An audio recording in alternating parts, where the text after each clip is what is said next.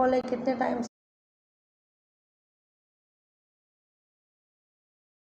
اس کا نام ہے سکتا ہے؟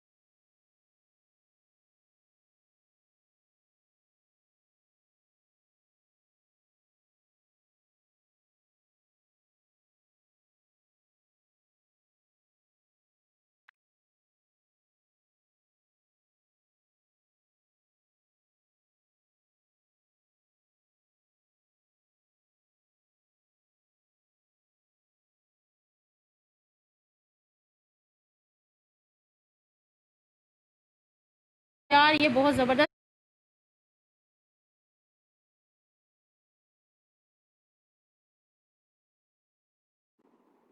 السلام علیکم جی. جیسا کہ آپ جانتے ہیں میرا نام ملک سلیم شیر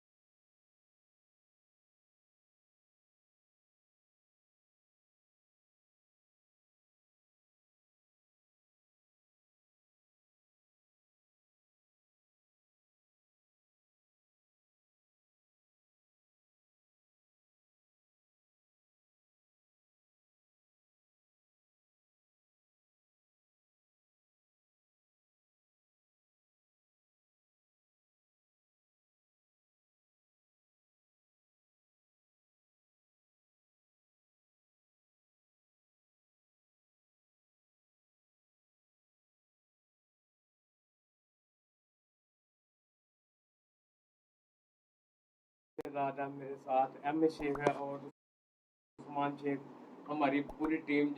کوئی شک نہیں ہے کہ یہ جنگ ہے اور یہ جنگ ہم ہمیشہ کی طرح مل کر لڑیں گے. اچھی عادتیں اپنا کے اپنے ہاتھوں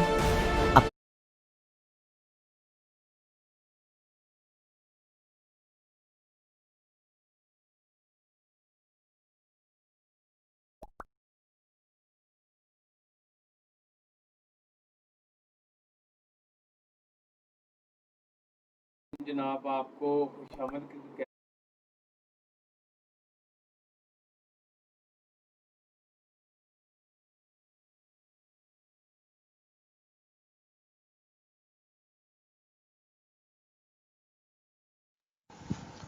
السلام علیکم ورحمۃ اللہ وبرکاتہ. میں یاسین ظفر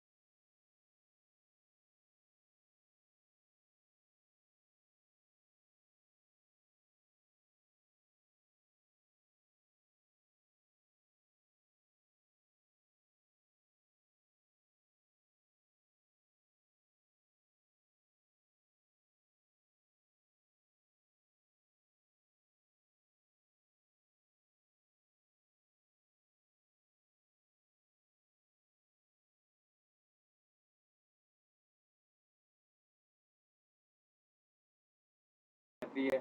اور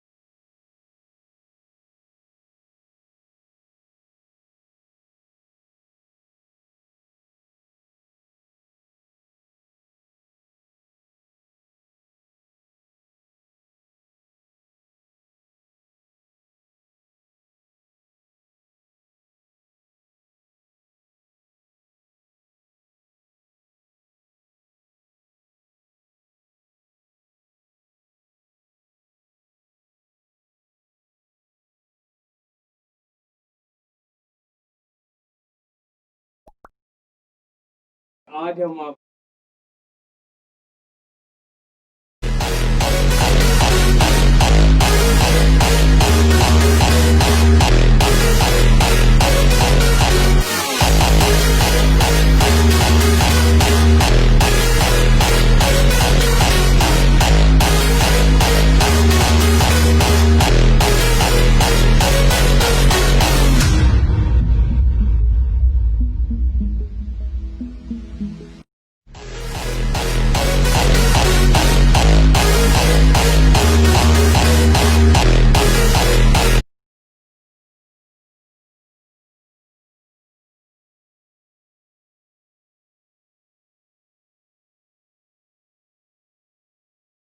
سروس چاہیے، الیکٹریشین چاہیے یا پلمبر چاہیے، فکر ناٹ. کوئی بھی ٹاسک کمپلیٹ کرنی ہو تو سپر ٹاسکر کھولیں.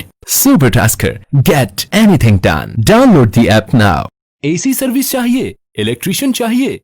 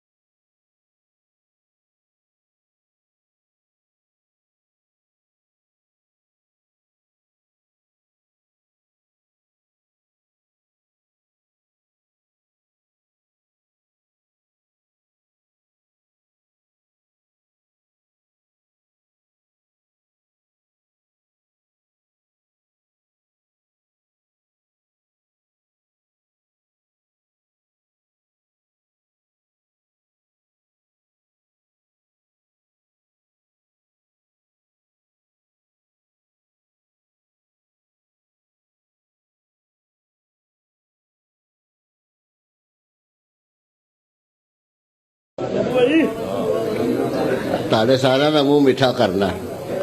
ਖਤਮ ਸ਼ਰੀਫ ਕਹਿੰਦੇ ਨੇ ਖਤਮ ਨਹੀਂ ਪੜ੍ਹਦੇ ਬਾਬੀ ਕਹਿੰਦੇ ਨੇ ਖਤਮ ਨਹੀਂ ਪੜ੍ਹਦੇ।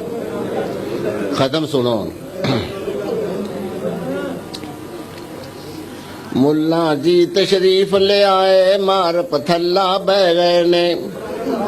ਅੱਜ ਖਤਮ ਦਵਾਇਆ ਜਾਵੇਗਾ ਘਰ ਬਾਬੇ ਹੋਰੀ ਕਹਿ ਗਏ ਨੇ। ਸਭ ਦਰਵੇਸ਼ ਇਕੱਠੇ ਹੋ ਜੋ ਸੱਦ ਲਓ ਜਿਹੜੇ ਰਹਿ ਗਏ ਨੇ। ਇਹ ਖਤਮ ਕੁਰਾਨ ਦੇ ਵਾਸਤੇ ਇੱਥੇ ਹੋਵੇਗੀ ਇੱਕ ਬਜ਼ਮ ਸ਼ਰੀਫ। ਮੁੱਲਾ ਜੀ ਦਾ ਖਤਮ ਸ਼ਰੀਫ ਇੱਕੋ ਛਾਪੇ ਦੇ ਨੇ ਪਾਰੇ ਫਰਕ ਨਹੀਂ ਜ਼ਰਾ ਪ੍ਰਿੰਟਾਂ 'ਚ। ਫੜ ਲਓ ਮੁੰਡਿਓ ਇੱਕ ਇੱਕ ਪਾਰਾ ਖਿੱਚ ਦਿਓ 10 ਮਿੰਟਾਂ 'ਚ। ਫੜ ਕਰਕੇ ਪੜਦੇ ਆਵੋ ਕਰ ਦਿਓ ਖਤਮ ਸਕਿੰਟਾਂ 'ਚ। ਰਗੜੀ ਆਵੋ ਜ਼ਬਰਾਂ ਜ਼ੇਰਾਂ ਸ਼ੱਦਾਂ ਮੱਦਾਂ ਜਜ਼ਮ ਸ਼ਰੀਫ। ਮੁੱਲਾ ਜੀ ਦਾ ਖਤਮ ਸ਼ਰੀਫ ਸ਼ੁਰੂ ਤਲਾਵਤ ਹੋ ਗਈ ਸਾਰੇ ਬੰਨ ਕੇ ਬਹਿ ਗਏ ਪਾਲੀਆਂ ਨੇ। ਡੋਂਗੇ ਗੋਸ਼ਤ ਦੇ ਪਏ ਆਵਣ ਖੀਰਾਂ ਭਰੀਆਂ ਥਾਲੀਆਂ ਨੇ। ਲੰਮੀਆਂ ਸੇਵੀਆਂ ਦੇ ਨਾਲ ਤੁਨੀਆਂ ਪਈਆਂ ਕਨਾਲੀਆਂ ਨੇ।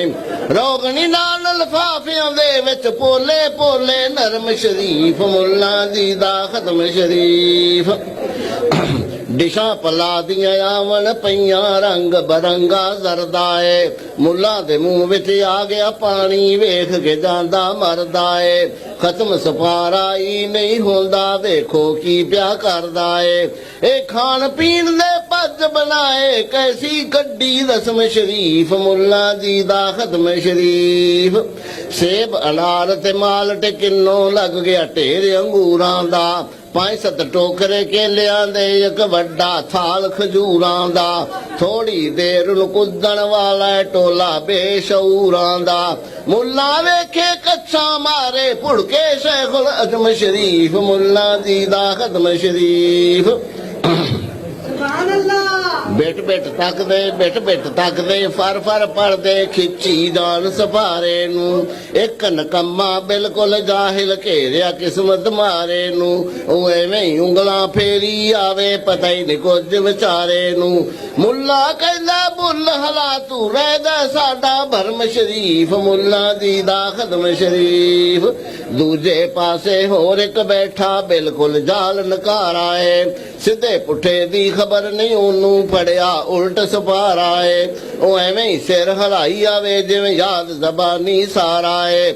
ਬਾਬੇ ਹੋਰਾਂ ਦੀ ਨਜ਼ਰ ਪੈ ਗਈ ਵੇਖ ਕੇ ਹੋ ਗਏ ਗਰਮ ਸ਼ਰੀਫ। ਮੁੱਲਾ ਜੀ ਦਾ ਖਤਮ ਸ਼ਰੀਫ ਬਾਬੇ ਵੀ ਕਹਿੰਦੇ ਨੇ ਹਜ਼ਰਤ ਜੀ ਐ ਠੱਗੀਆਂ ਕਾਨੂੰ ਲਾਉਂਦੇ ਹੋ। ਖਤਮ ਕੁਰਾਨ ਦੇ ਵਾਸਤੇ ਜਾਹਿਲ ਇਕੱਠੇ ਕਰ ਲਿਆਂਦੇ ਹੋ। ਐ ਪੁੱਠਾ ਸਪਾਰਾ ਫੜ ਕੇ ਬੈਠਾ ਇਹਨਾਂ ਵੀ ਨਹੀਂ ਸਮਝਾਉਂਦੇ ਹੋ। ਕਾਟੇ ਨੂੰ ਦਿਸਦਾ ਹੈ ਮੁੱਲਾ ਕਹਿੰਦਾ ਝਟਪਟ ਖਾ ਗਿਆ ਕਸਮ ਸ਼ਰੀਫ। ਮੁੱਲਾ ਜੀ ਦਾ ਖਤਮ ਸ਼ਰੀਫ 15 ਮਿੰਟ ਨਹੀਂ ਗੁਜ਼ਰੇ ਹਾਲੇ ਹੋ ਗਿਆ ਖਤਮ ਕੁਰਾਨ ਮੀਆਂ।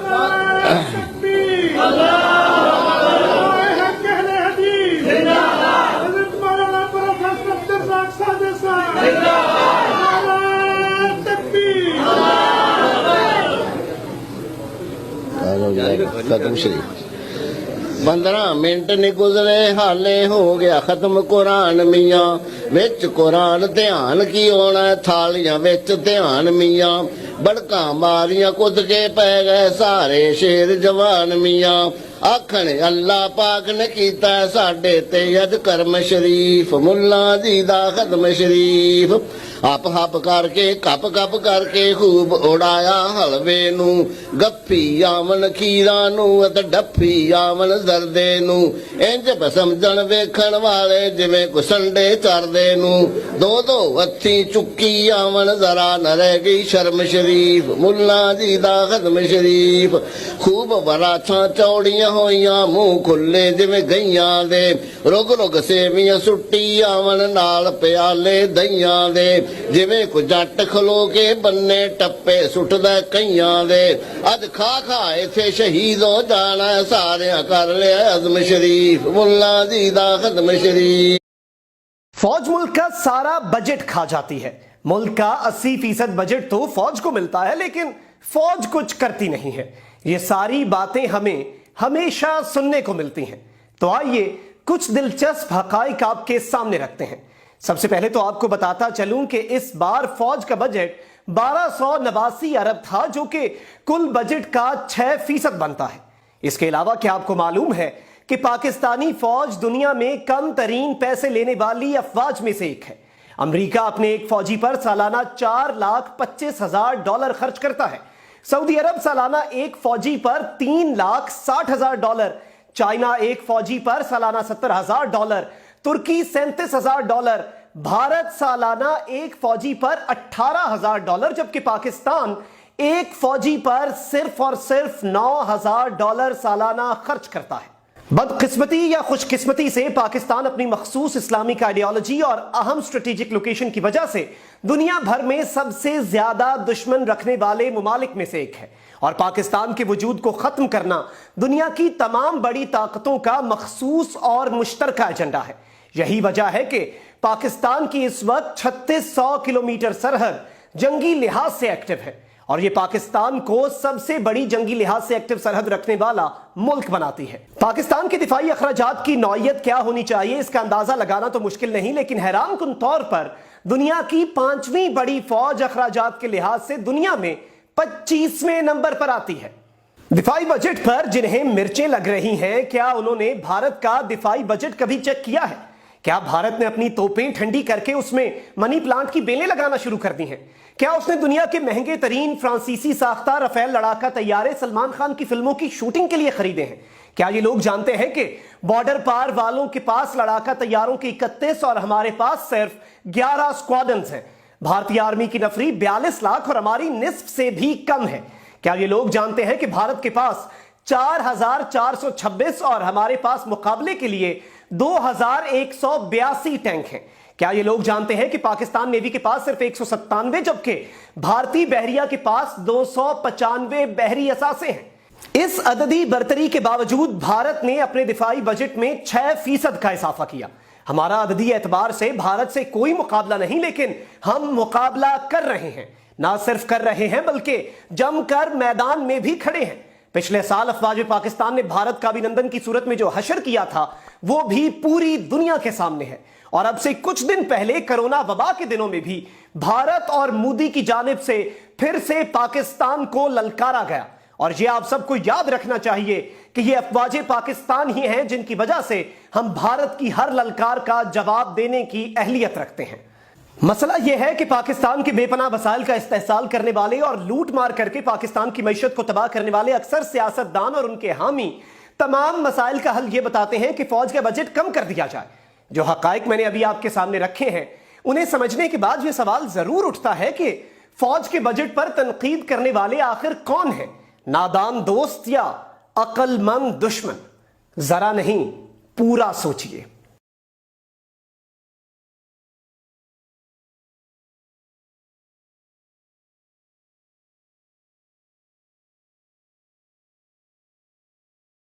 تین آئٹم کاؤنٹ کر دیں۔ بسم اللہ الرحمن الرحیم۔ آج کل جو لوگ درگاہوں پر، مزاروں پر، آستانوں پر جاتے ہیں اور جا کر وہاں جو کچھ کرتے ہیں وہ کسی بھی صاحب عقل سے مخفی نہیں ہے۔ اگر ان بیچاروں سے پوچھا جائے کہ بھائیو تم درگاہوں پر، مزاروں پر، آستانوں پر کیوں جاتے ہو، وہاں جا کر تمہیں کیا حاصل ہوتا ہے، تو ایک ہی جواب دیتے ہیں کہ بھائی ہم اپنی حاجت کو پورا کرنے کے لیے، دعا کی شرف قبولیت کے لیے وہاں جاتے ہیں، کیونکہ وہ اولیاء اللہ ہیں، ان کے ملنے سے رب مل جاتا ہے۔ ہماری ان کے آگے، ان کی اللہ کے آگے اللہ ہماری سنتا نہیں اور ان کی موڑتا نہیں۔ میرے بھائیو، اس تعلق سے میں بہت کچھ کہہ سکتا ہوں، مگر میں سمجھانے کے طور پر ایک بات کہہ رہا ہوں۔ صحیح بخاری میں جناب عبداللہ ابن عباس رضی اللہ تعالی عنہما سے مروی ہے کہ نبی علیہ السلام کے سامنے جب بھی کوئی مشکل وقت آتا، کوئی پریشانی کی گھڑی آتی، آپ علیہ السلام کسی تکلیف میں ہوتے تو رب ذوالجلال کی طرف کیسے متوجہ ہوتے، اللہ کو کیسے پکارتے، اللہ تعالیٰ سے کیسے مدد طلب کرتے۔ سنیے، لا الہ الا اللہ العظیم الحلیم، لا الہ الا اللہ رب العرش العظیم، لا الہ الا اللہ رب السماوات و رب الارض و رب العرش الکریم۔ ان کلمات کے ذریعے رب ذوالجلال کی طرف متوجہ ہوتے، رب کو پکارتے، رب سے دعا کرتے، التجا کرتے، اللہ تعالیٰ آپ کا کرب اسے دور فرما دیتا۔ اسی طرح اللہ جل وعلا نے سورۃ الانبیاء میں جناب یونس علیہ السلام کی بابت ارشاد فرمایا ہے کہ وہ مچھلی کے پیٹ میں گئے، مچھلی کے پیٹ کا اندھیرا، سمندر کی تہ کا اندھیرا، وہاں انہوں نے کس کو پکارا، کیسے پکارا؟ میرے بھائیوں، اللہ جل وعلا نے یہ جو قصص ہیں، واقعات ہیں، ہمارے سامنے بیان کی ہیں۔ کیوں بیان کی ہیں؟ ان میں ہمارے لیے عبرت ہے، نصیحت ہے، سیکھنے کا پہلو ہے۔ رب ہمیں بتلا رہا ہے، رب ہمیں سکھلا رہا ہے کہ اگر تم نے رب کو پکارنا ہے، رب کی طرف متوجہ ہونا ہے، رب کا قرب حاصل کرنا ہے، تو تمہارے سامنے میرے انبیاء علیہ السلام کا اسوہ ہے۔ یونس علیہ السلام کیسے رب کی بارگاہ کی طرف متوجہ ہوئے؟ اللہ جل وعلا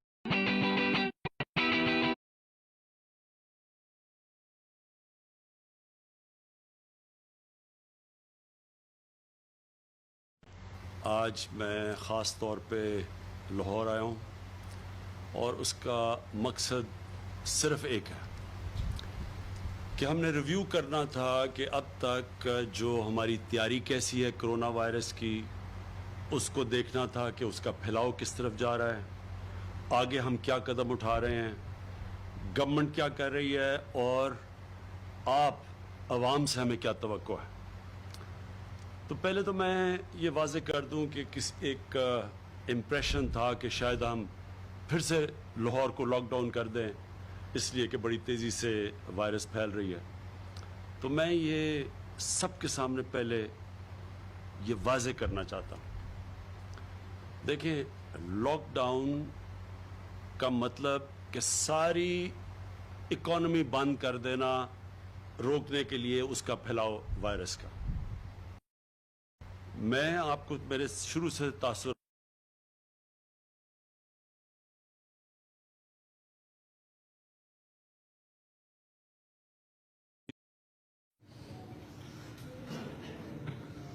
أعوذ بالله من الشيطان الرجيم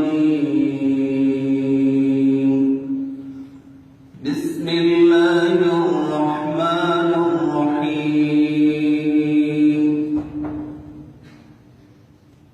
تبارك الذي بيده الملك وهو على كل شيء قدير الذي خلق الموت والحياة ليبلوكم أيكم أحسن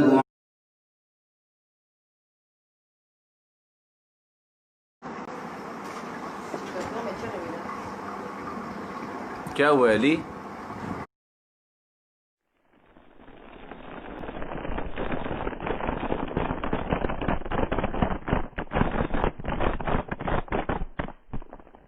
ومن يتق الله يجعل له مخرجا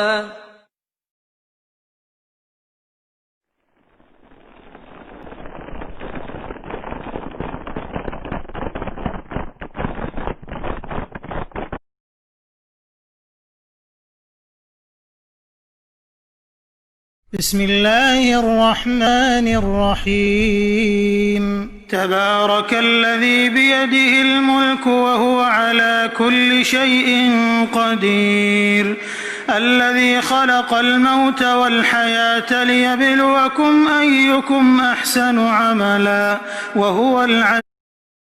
Okay, 1,800 viewers. Kamusta po kayo? 20 po ang aking pwedeng ipamigay ngayon, ha? Noong isang araw binigay natin, di ba?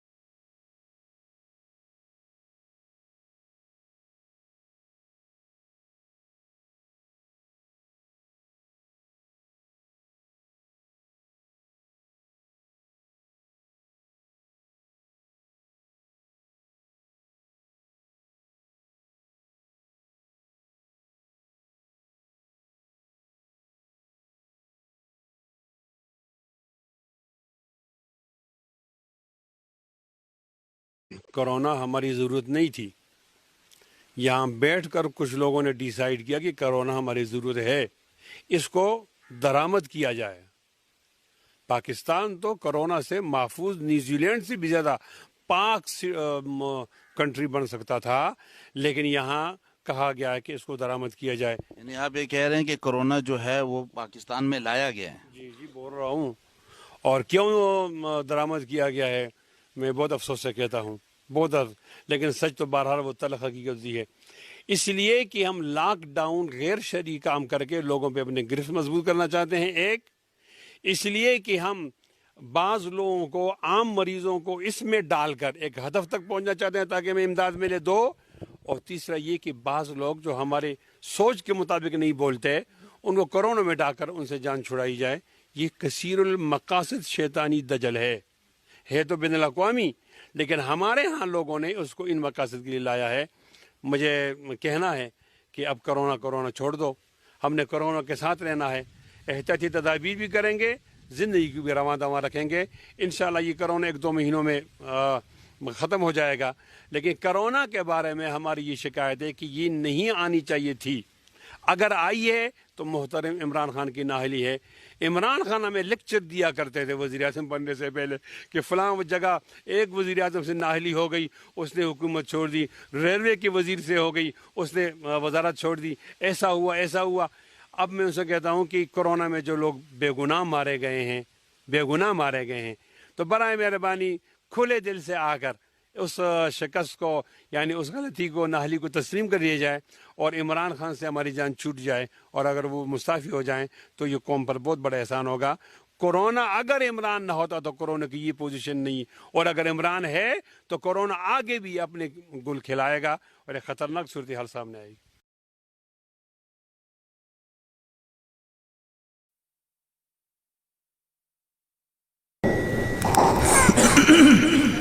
اللہ اکبر. الحمد لله رب العالمين الرحمن الرحيم مالك يوم الدين إياك نعبد وإياك نستعين اهدنا الصراط المستقيم صراط الذين أنعمت عليهم غير المغضوب عليهم ولا الضالين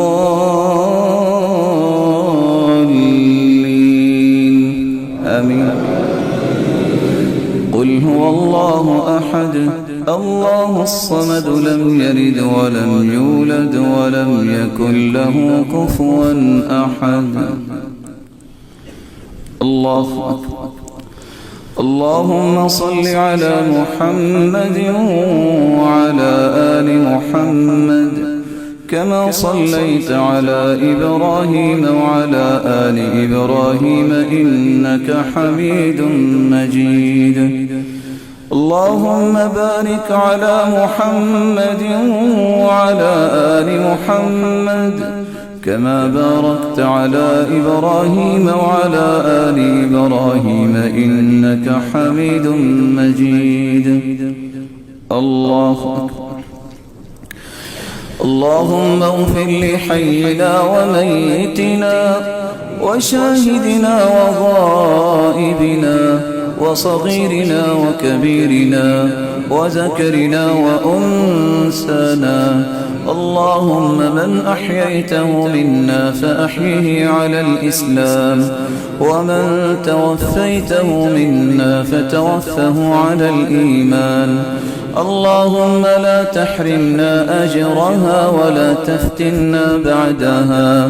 اللهم اغفر لها وارحمها وعافها واعف عنها وأكرم نزلها ووسع مدخلها واغسلها بالماء والثلج والبرد ونقها من الخطايا كما نقيت الثوب الأبيض من الدنس وأبدلها دارا خيرا من دارها وأهلا خيرا من أهلها وزوجا خيرا من زوجها. اللهم إن هذه في ذمتك وحبل جوارك فقها فتنة القبر وعذاب النار. أنت أهل الوفاء والحق لا إله إلا أنت فاغفر لها وارحمها إنك أنت الغفور الرحيم. اللهم أنت أعلم بسرها وعلانيتها، إن كانت محسنة فزد في إحسانها، وإن كانت مسيئة فتجاوز عن سيئاتها. جئنا شفعاء فاغفر لها وارحمها إنك أنت الغفور الرحيم. اللهم ثبتها بالقول الثابت، اللهم يسر حسابها ويمن كتابها وأعذها من فتنة القبر وعذاب النار.